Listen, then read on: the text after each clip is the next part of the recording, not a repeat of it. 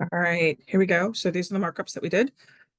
Many of you asked last time if I could write this down, and I was suggested too that perhaps post-it notes could be useful. So we're going to see the only post-it notes I have, of course, are in purple. So I'm going to see how well this shows up. You guys are going to have to give me feedback on this one. And we'll see if I need to find different color post-it notes.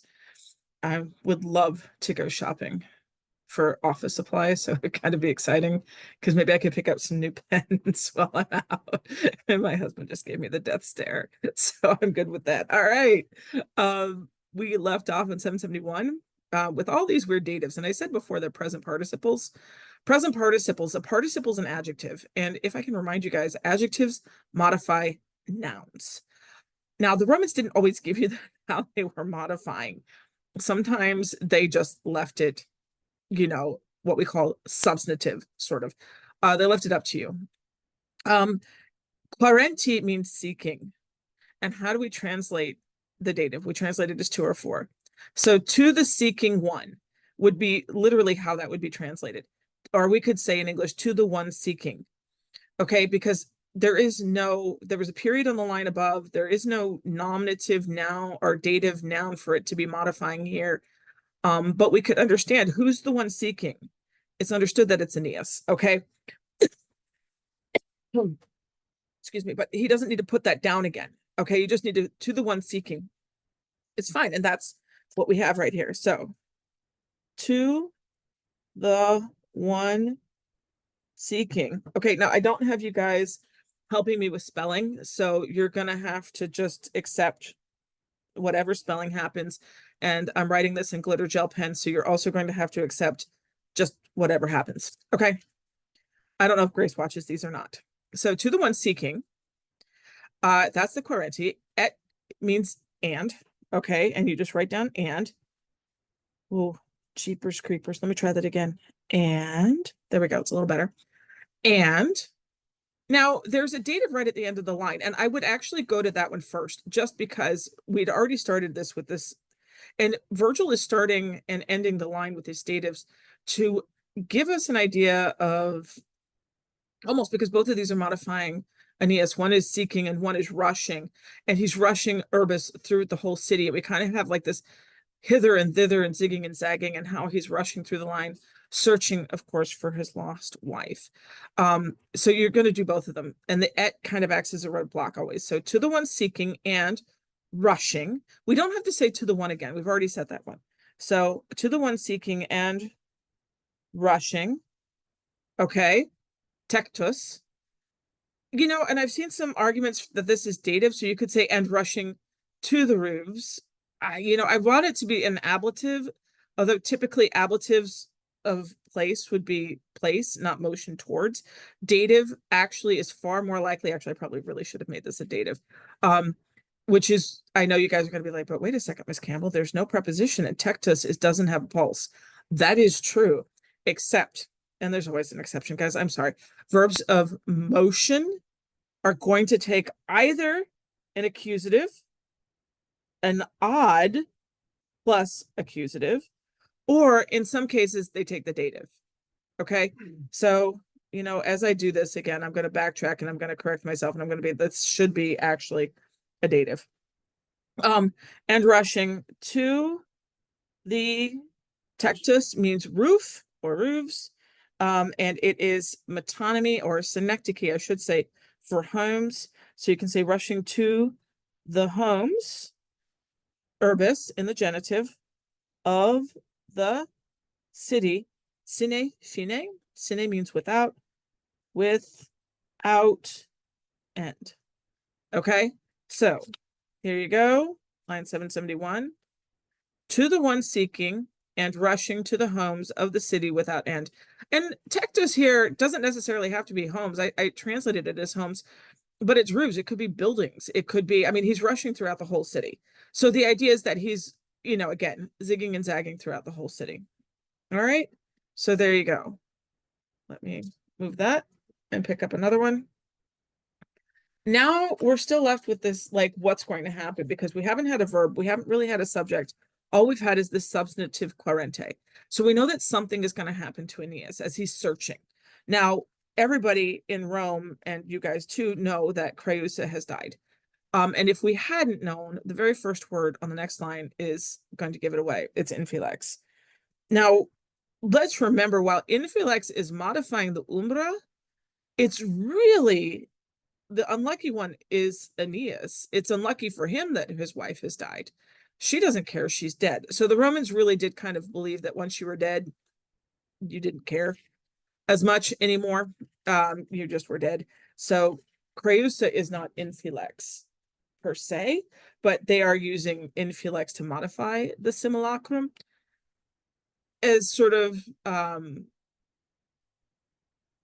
don't know, you want to say emphasizing how unfortunate and how sad Aeneas is about to be. So we have infilex, which means unlucky. So to this one running, the unlucky simulacrum, we'll start with image, and umbra, shadow, of Creusa ipseus means herself. And that is an emphatic, sort of like Creusa herself. Okay.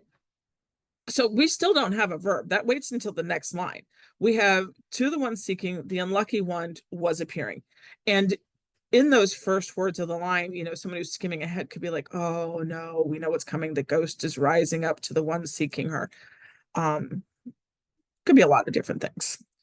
So the unlucky image and shadow of Creusa herself, Wisa, was seen. So that would also be, where you delay to the final word, which is enjambment. I think the rain is making me very foggy.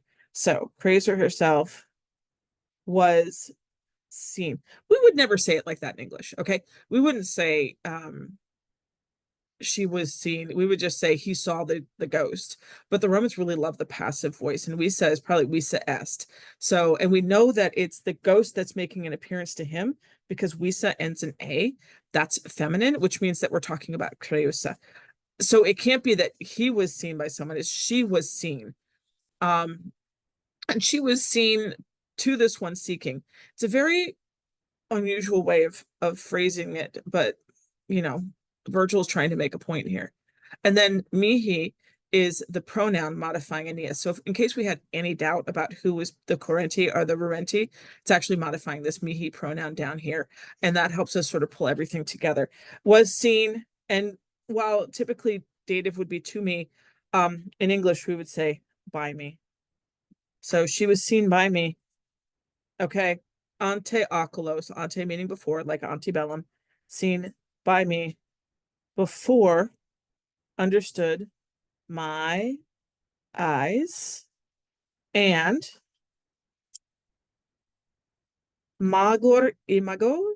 Imago means ghost, a bigger image, a larger image, a larger, say ghost, and a larger ghost.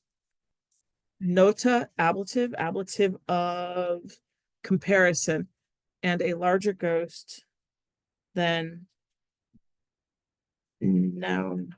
Known.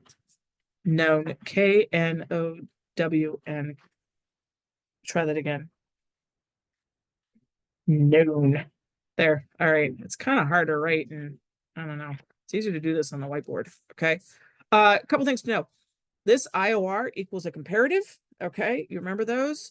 The comparative adjectives that you used to get. I'm going to go over here real quick. Lightus, lightior. Ooh, lightissimus.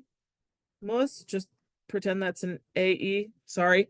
There, it's a bit of a mess. Lightior, this is happier. That IOR gives us ER in English. Okay. So when you see that IOR here, we know that it's something and it's bigger. Now, when we compare two things in English, we need a than, right? He's taller than, she's faster than, he's, I don't know, quicker than, whatever it is, it's something is better than. I think Coke is better than Pepsi. I think jelly beans are better. Well, Jelly Belly better. Jelly Belly. I'm gonna try that again. Jelly Belly jelly beans are the best. They are the lightest. They make me the most happy. Okay. But you know, like there's other jelly beans that are better than, you know, like the Brock's jelly beans, which are like awful. Okay. So the ER in English, we use than. If you have an ER, you need a than. THAN, people, not THEN. Okay. Better than something. In Latin, when you have a comparative, you have two options. You can use quam. Okay. So you'd have quam on one side. And when you have an IOR plus a quam, the quam equals than. Okay. You can also, though, instead of a quam, make it an ablative, and it's called an ablative of comparison. I'm running out of room, so I'm just saying comp. So if we look here, back here, you're going to notice it is a bigger image nota than known, than really having been remembered. And the Romans believed that ghosts were larger than their counter human parts. So when you died, your image would come back and it would be grander and more magnificent than before. And by the way, the Romans did believe in ghosts, quite a lot of them. They were very superstitious. There are quite a number of people that believed in ghosts. So, you know, there's some good stuff going on. Looking quickly too, I think I mentioned before with the simulacrum, the umbram, and the imago, all three words meaning ghost, shadow, shade, spectral image, whatever you want to call it. It's a nice little tricolon. Okay. Atque et is breaking it up beautifully. So we have a simulacrum, umbra, and imago, all three emphasizing the fact that she is dead. Okay, that she's not coming back. Look at this sort of like ipsa creusa umbra, where the image of Creusa herself surrounding the word for shadow. I think, again, pulling it together, that this is the ghost of Creusa. We cannot pull this away from that. We have the ruenti and the correnti line framing here, searching and rushing through the city with the city at the center. We have an image of Aeneas just running and searching desperately throughout and not finding her. Sine fine, without end, meaning that there's no end in sight. Of course, I suppose depending on how you see it, he never does find her. Here ghost just appears and says, hey, sorry, I'm dead. You get to go on. I did tell you guys in class, but let me remind you that this is a wokes. It's not a wooks. Excuse me. And, you know, look at that X. So that should tell you something. All right, so that's it. I'm going to, you know, sign off here and let you guys get on with your day.